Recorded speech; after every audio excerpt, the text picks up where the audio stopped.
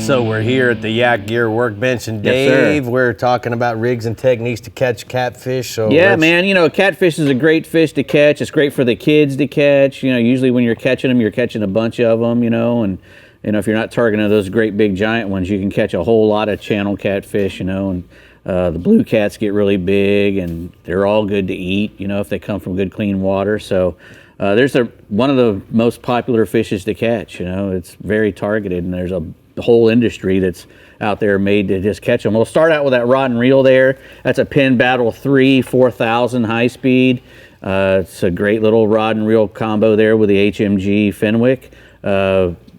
Just a really good combination. The HMG is a high modular graphite, 30-24 ton graphite, tailored foregrip for a better feel. The finger's right on the blank if you want, and the reel seat fits nice in your hand. That's a 7-foot medium heavy fast, so you can catch big fish with it. Right. Half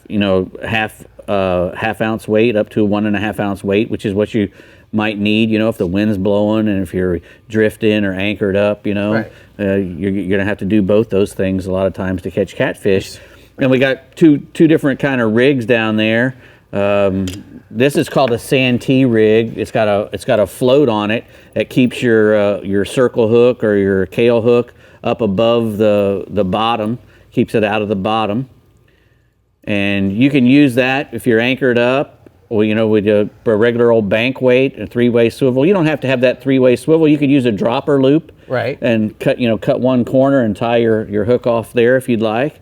But, you know, that's a traditional way to do it, was with a 3-way swivel. I like it. Yeah, and this, you know, you can either put that out and let it sit, or, you know, you can, if you're out in the wind and you're wanting to drift while you're, you know, fishing for blue cats with a big shad on the end of there, right, you can use one of these type of weights which will drag along the bottom and not get hung up.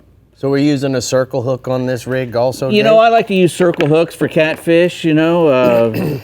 I like a circle hook for everything, especially if I'm using a bait, because they swallow it and you just reel up on them and they hook themselves pretty much, you know. Right. A Kale hook is a good hook to use for catfish too. That Trocar inshore Kale, you know, in a 4 or 5/0 is a great one. But a lot of guys use a treble hook. You know, if you're going to be, you know, out there fishing for catfish and you're wanting to keep a bunch, you don't want them to be getting off on you.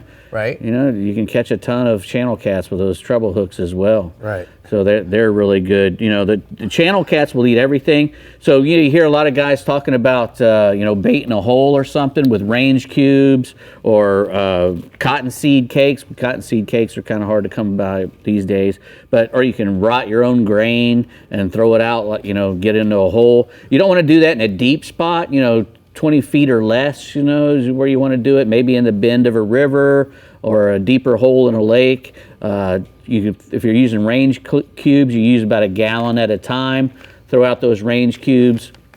And if you're gonna fish that spot that day, you can come back in 1.5 hours, 2 hours and fish that spot. You can just throw them out by themselves. If you're wanting to draw a bunch of fish there for a longer time, you can fill up a bucket, drill some holes in it and fill that thing up full of range cubes and sink that bucket, and, you know, maybe put your marker on it so that you know to come back to it. Everybody else will know that marker's there too, though. So just be cognizant of that. Right. And, you know, a lot of these places you're going to be doing around a bridge or a seawall or something on the lake. So, you know, those are all good things. If you're targeting those big blue cats, a shad, you know, you can buy the dead shads, but a fresh shad are the best things to use when you're targeting those big blue cats. They really like them. And obviously, you know, fish bites, now they make catfish bait. And if you don't want to deal with all this stinky stuff like I got here, buy the fish bite. The fish bites will work just as good or better, and it doesn't get, you know, stink up your boat and or your workbench area or yourself, which is what's happened to me. Oh. I saw Dave looking at me. You just added me, Dave. Okay, buy the fish bait. It's a fish bites bait. It'll work.